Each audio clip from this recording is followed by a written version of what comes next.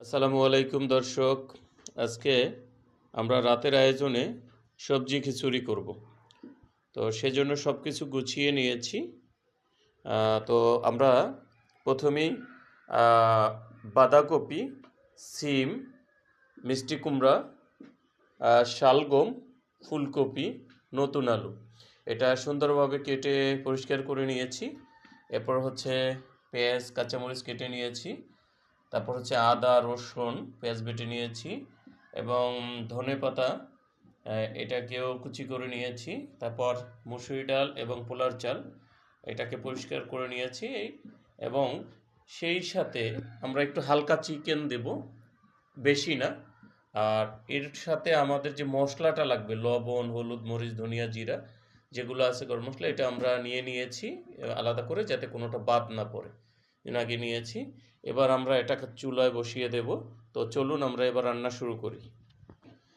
সেই সাথে আমাদের আর একটি আয়োজন থাকবে খিচুড়ির সাথে, সেটা হচ্ছে এই যে কক্সবাজারের, এটাকে কেউ বলে বাঁশপাতা, কেউ বলে শীতল, দুইটাই আছে এখানে। আপনার শুকনো মরিচ, কাঁচা মরিচ মিক্স করে এটার ভর্তা হবে। আজকে আয়োজনটা সেই হবে। প্রথমে আমরা পাতিলটা চুলায় দিয়ে একটু গরম করে নিয়ে তেল ঢেলে দেব। তারপরে হচ্ছে পেঁয়াজ দিয়ে পেঁয়াজটাকে সুন্দরভাবে ভেজে নেব।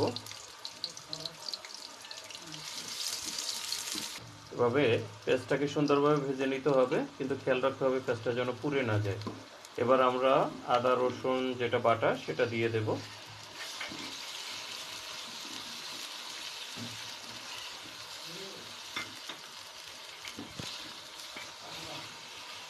পেঁয়াজ, আদা, রসুনটা যখন এভাবে ঘন হয়ে আসবে, তখন আমরা সমস্ত মশলা ঢেলে দেব একসাথে।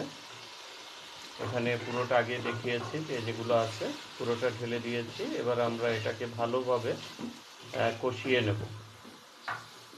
একটু পরে এটায় পানি দিয়ে কষিয়ে নেব।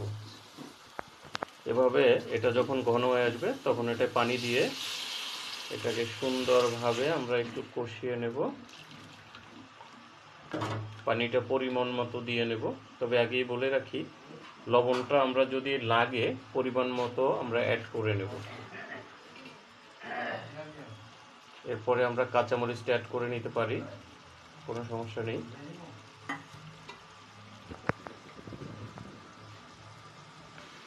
তবে খেয়াল রাখতে হবে মশলা কষানোর সময় এটা যেন কোনোভাবেই পুড়ে না যায় বা পাতিলে লেগে না যায়। এই জন্য আমরা জালটাকে কমিয়ে নেব, হালকা আছে এভাবে বারবার নেড়ে এটাকে কষাতে থাকবো। কষানো শেষে আমরা এটাতে চিকেন দিয়ে দেব। যখন তেলটা উপরে ভেসে উঠবে মশলা, তখন আমরা চিকেনটা অ্যাড করে দেব। এটা অ্যাড করে নিচ্ছি।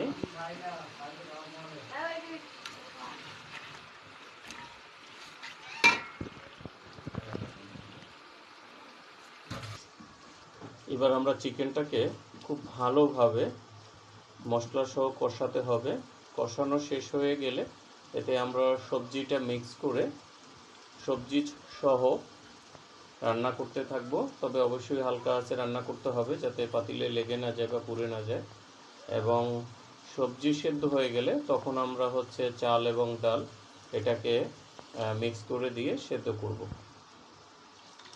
একটু ঝোল দিয়ে দিলাম, কারণ তা না হলে চিকেনটা সিদ্ধ হবে না। চিকেনটাকে একটু নেড়ে দিতে হবে, তবে এরকম আবার ঢেকে দেব। সেদ্ধ না হওয়া পর্যন্ত এটাকে আমরা কষাতে থাকবো।